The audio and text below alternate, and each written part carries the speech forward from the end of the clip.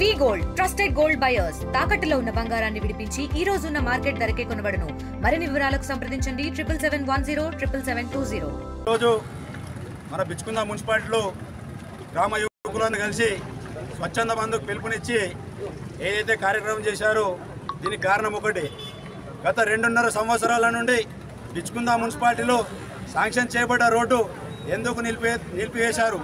ఆ పనులు ఎందుకు ప్రారంభించట్లేదు? ఎవరి నిర్లక్ష్యం దీనికి వహిస్తున్నారు?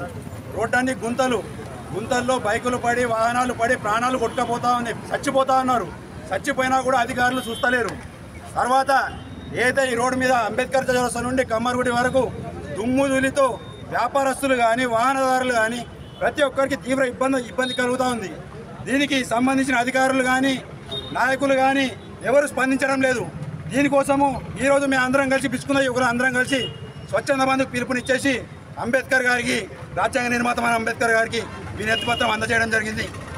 మీరు స్వచ్ఛందంగా ఈరోజు మీ కళ్ళు తెరిచి మీరందరూ స్వచ్ఛందంగా బంద్ పాటించి మరి పెద్ద ఎత్తున మరి అంబేద్కర్ గారి దగ్గరికి వచ్చి నివాళులు అర్పించి మరి ఈ యొక్క బంధుని మీరు కొనసాగిస్తున్నారు. మరి నేను జుక్కల్ ఎమ్మెల్యే కాంతారావు గారికి ఒకటి విజ్ఞప్తి చేసుకుంటున్నాను. జుక్కల్ ఎమ్మెల్యే నువ్వేమన్నావు? గెలిచిన 6 నెలల్లో ఈ యొక్క బిచ్చుకుందని సెంట్రల్ లైటింగ్ వేయించి ఈ యొక్క కాన్స్టిట్యున్సీలోనే ఒక అభివృద్ధి పదంలో నడిపిస్తానని చెప్పావు. ఈరోజు నువ్వు గెలవడానికి ముఖ్య కారణము బిచ్చుకుందలో 20 నుంచి 15 నుంచి 20 వేల ఓట్లు ఉన్నాయి. ఈ ప్రజలు మరి 3 సార్లు గెలిచిన ఎమ్మెల్యేని కాదనుకొని నువ్వు ఏది ముక్కు మొహం తెలియదు, నీ ఊరు తెలియదు, పల్లె తెలియదు, నువ్వు ఎక్కడి నుంచో వచ్చి మరి మా బిచ్చుకుంద ప్రజలకు కానీ మా జుక్కల్ కాన్స్టిట్యున్సీ ప్రజలకు కానీ నువ్వు ఏదో మంచి చేస్తావు, అభివృద్ధి చేస్తావు, వెనుకబడిపోయి ఉన్న ప్రాంతం ఉంది, కొత్తోడు వస్తే మా బతుకులు మారుతాయి, మా పిల్లల బతుకులు మారుతాయి అనుకుంటే ఈరోజు కూడా అదే పరిస్థితి, అదే దుమ్ములో నడిచే పరిస్థితి. మా పిల్లలు ఇక్కడ దుకాణం వాళ్ళు ఈ బిచ్చుకుంద మార్కెట్ అనేది ఈ కాన్స్టిట్యున్సీలో ఒక పెద్ద మార్కెట్. ఇలాంటి మార్కెట్ని నువ్వు ఈరోజు ఏం చేసావు? బురజ కుప్ప, ఎక్కడ చూస్తే లొందలు, ఎక్కడ చూస్తే దుమ్ము, ఎక్కడ చూస్తే మట్టి. స్కూల్ పిల్లలు చిన్న వాళ్ళు అందరు పోయే ఈ రోడ్లనే తరచుగా వస్తూ ఉంటారు, పోతూ ఉంటారు, ముక్కుల దుమ్ముతోనే అలర్జీతోని రోగాల బారిన పడుతున్నారు. నువ్వు ఈరోజు కనిపిస్తున్నావా? గెలవక ముందు బిచ్చుకుందని అది చేస్తాను ఇది చేస్తానని చాలా ప్రకటనలు పలికావు. మరి ఒక్కరోజైనా వచ్చి ఆ బురజలో తిరిగి చూడు, నువ్వు ఒక్కరోజైనా పాదయాత్ర చేసి చూడు, తెలుస్తుంది. నువ్వు ఓట్లప్పుడు వచ్చావు, నువ్వు ప్రతి ఒక్క దుకాణం కాళ్ళు మొక్కావు, దండం పెట్టావు, ప్రతి ఒక్కరి ఇళ్లలో పోయి కాళ్ళు మొక్కావు. మరి ఈరోజు ఏమైంది? బిచ్చుకుంద ప్రజలు నీకు కనిపిస్తలేరా? మరి వాళ్ళ గోసలు నీకు కనిపిస్తలేవా? ఈ జుక్కల్ కాన్స్టిట్యున్సీలో ఇది ఒకటే కాదు, ఎన్నో అన్ని ప్రతి ఒక్క మండలాల పరిస్థితి ఇదే. ఈరోజు ఎల్లారెడ్డి బస్ స్టాండ్ చూడు, ఈరోజు నువ్వు బిచ్చుకుంద బస్ స్టాండ్ చూడు. అంటే ఎల్లారెడ్డికి డబ్బులు వస్తే నీకు ఎట్లా రావు?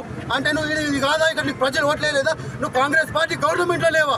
నువ్వు ఎట్లా చేయవు? ఎందుకు చేయవు? ఖబర్దార్ కాంతారావు, ఖబర్దార్, నీకు హెచ్చరిస్తున్నాము. ఇక్కడే కాదు, ప్రతి ఒక్క ఈ కాన్స్టిట్యున్సీలో ఉన్న ప్రతి ఒక్క మండలాల్లో యూత్ అంతా ఏకమవుతారు. ఈ ఒక్కడే మద్నూరు మండల్లో కూడా బస్ స్టాండ్ పరిస్థితి అదే, అక్కడ జుక్కల్ మండల్లో అదే. ఇప్పుడైతే ఇది మెయిన్ మండల్, ఇక్కడ 1, 2 కాదు 50 బండ్లు ఆగుతాయి, 50 బస్సులు ఆగుతాయి. 50 బస్సులు ఆగే పరిస్థితి ఏముంది? అక్కడ పోతే పందులు వరుతున్నాయి, నువ్వు బస్ స్టాండ్లో పందులు. అక్కడ 50 లక్షలు పెట్టి అక్కడ బస్ స్టాండ్ మంచిగా చేసించారు. ఇక్కడ ఎందుకు చేసించావు నువ్వు? ఎందుకు చేయించావు? నువ్వు లేవా? కాంగ్రెస్ గవర్నమెంట్ పార్టీలో లేవా? కాంగ్రెస్ పార్టీలో లేవా? నువ్వు అడగలవా? నువ్వు నా కాన్స్టిట్యున్సీకి డబ్బులు కావాలి, నా కాన్స్టిట్యున్సీ అభివృద్ధి అవుతలేదు, నాకు ప్రజలు ఎక్కడికి పోతే ఎమ్మడి పడి కొట్టే పరిస్థితుల్లో నువ్వు అడుగు. నువ్వు అసెంబ్లీలో ఏ రోజు గర్జించినావు? ఏ రోజు మాట్లాడినావు ఈ కాన్స్టిట్యున్సీ గురించి? నువ్వు చాలా ప్రకటనలు వరకినావు.